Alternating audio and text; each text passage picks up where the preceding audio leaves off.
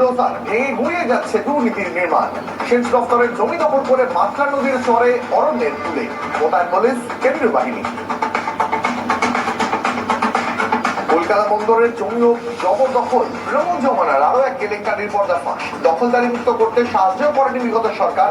এখনো পর্যন্ত 706টি অংশ বেদখল হিসেবে চিহ্নিত, রিপোর্ট জাজ মন্ত্রকের। স্বাস্থ্যের সেবার নামে গরিবদের নিয়ে ছিনিমিনি খেলা অভিষেকের। নামে চিকিৎসকদের কথা বলে হাতুড়ে হোমিওপ্যাথ আয়ুর্বেদদের দিয়ে চিকিৎসা। ওষুধের গুণমান নিয়েও প্রশ্ন তুলে অভিষেকের বিরুদ্ধে অভিযোগ, বিজেপি নেতা অভিজিৎ দাবি তদন্ত হবে, জানালেন মুখ্যমন্ত্রী। অভিষেকের ডিজে হুমকি মামলায় এবার তলব রিজু দত্তকে। আজ ভবনে হাজিরার নির্দেশ প্রাক্তন তৃণমূল মুখপাত্রকে। সকাল 11:30টায় হাজিরার নির্দেশ সিআইডি। আসল তৃণমূল কে? আরো চাপে কালীঘাট তৃণমূল। নির্বাচন কমিশন কার হাতে থাকবে? তৃণমূলের প্রতিজ্ঞ তহবিল সিদ্ধান্ত নেবে টিম গ্যানেশ। মুখ্যমন্ত্রীর নেতৃত্বে আজ নবান্নে মন্ত্রিসভা বৈঠক। অভিন্ন দেওয়ানি বিধি সংক্রান্ত প্রস্তাব নিয়ে আলোচনার সম্ভাবনা।